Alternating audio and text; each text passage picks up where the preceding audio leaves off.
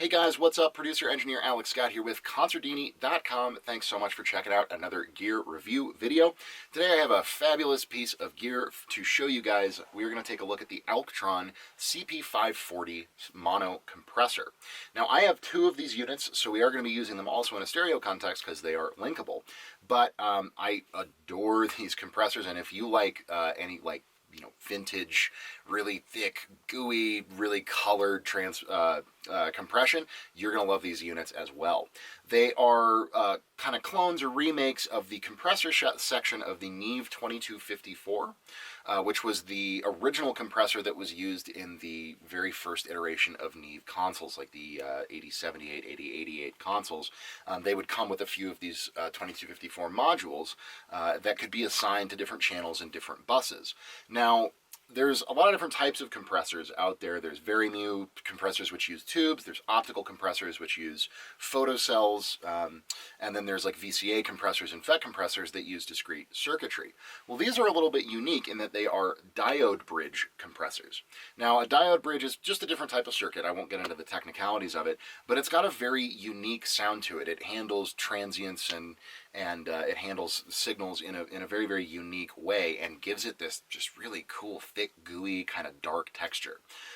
These units being made by Alctron, they are manufactured in China, which I know people have some opinions on, but over the last couple of years especially, the stuff that's been manufactured in Asia has gone up in quality by leaps and bounds. And these compressors, especially for the price that they're being sold at, which is $225 per unit, I mean, how could you not pick up a pair? They're really inexpensive. They're well built. You know, all the knobs feel really great. Everything, it works pretty much exactly how you'd expect. I really have not encountered any issues with them. So yeah, I mean, I love them. I use them on all kinds of stuff. They sound great on drums. They sound great on guitars. They work really well on vocals. I've even, run whole mix buses through them. They are very, very colored. They definitely have kind of a darker kind of vibe to them, and that's when the compression starts kicking in. You can definitely start to hear it working and pumping a little bit. But again, if that's the effect you're going for, these are such a great bet. And for $225 each, how could you not pick up a pair? I mean, come on. So let's go ahead and move the camera down. We've got them racked up right here, and we will let you guys hear how they sound on a couple different sources.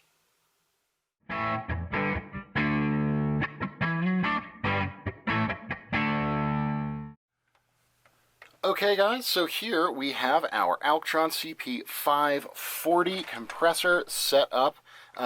Just go over the specific features real quick. We have power on off, compression in, or this isn't a hardwire bypass. This is still, even when the compression is out, it's running it through all the transformers, but that's the actual gain reduction. Then we have a threshold. The gain on this unit is a little bit strange. It seems like you have to hit it really, really hard or keep your threshold really, really low. So my threshold usually ends up between -10 and -20 depending on what I'm doing. So yeah, it just kind of lives over here. A ratio, we have 1.5, 2 to 1, 3 to 1, 4 to 1, and 6 to 1 all the way across the board. Attack goes from half a millisecond all the way out to 50 milliseconds. Again, depending on what you're trying to do, if you're really trying to control fast transients or let some of those slide through. Release, we have from, let's see here, 25 milliseconds all the way out to 1.5 seconds if you want a really slow release.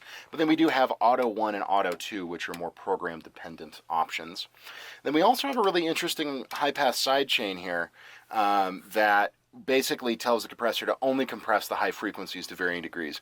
And we can set that to ignore everything below 50 hertz, ignore everything below 100 hertz, or then we have this really interesting 7K option, which almost makes it like a de-esser. That's a little bit high for, de-esser is usually like 2, 3, 4, 5K. But you could kind of use it like that, or if you just really want to crush the top end of a signal, you can definitely set it like that. I usually use 50 or 100 because I use these on drums a lot. 7K I've never really found a use for, but it is an interesting option to have.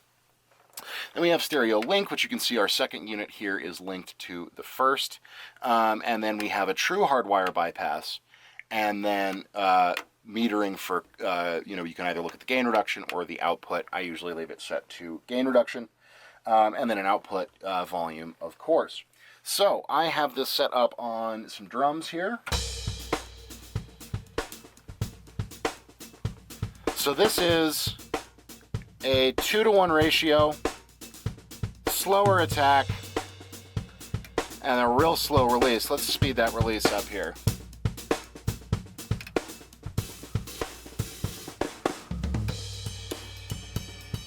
There we go, that's starting to do the job a little bit more. So let's take the compressor out. And there's in.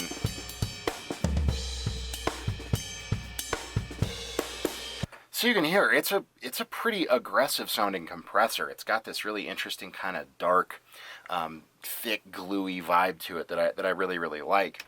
Take it up to 6-to-1. Really crank down on that attack. Now we're really slamming it. Again, there's with and without. That's without, kick it in.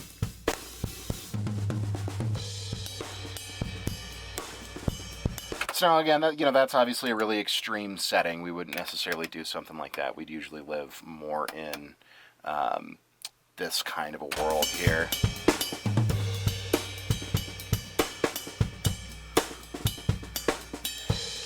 But it really brings out the crack of the snare.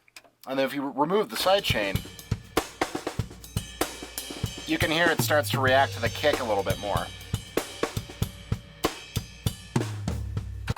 So, very, very cool sounding compressor on drums. I do also like it very much on guitar. So, if we now go ahead and take a listen to it on the guitar loop that we have set up here. You can already hear it's very gluey. Here's the guitar playing. And then kick it in. It's got such fabulous vintage vibe to it.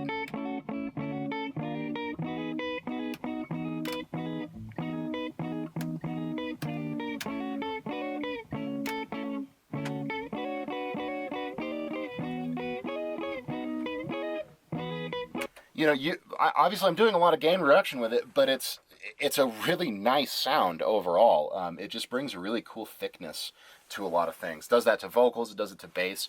It's really a pretty solid compressor overall in terms of sound, especially if you're looking for something real vintage and kind of wacky sounding.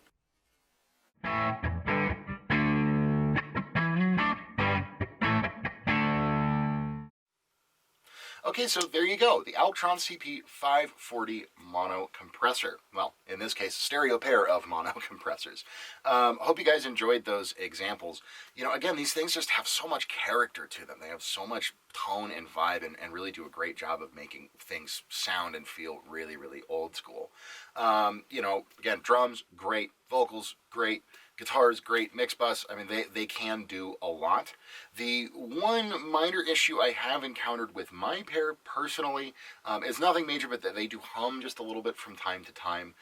So if that's something that you're really concerned about, if you're a huge sucker for signal to noise ratio and all that kind of stuff, they may hum on you a little bit. It's nothing I've ever found to crazy. I'll just put a gate on it or run a little bit of noise reduction or something if it gets out of hand.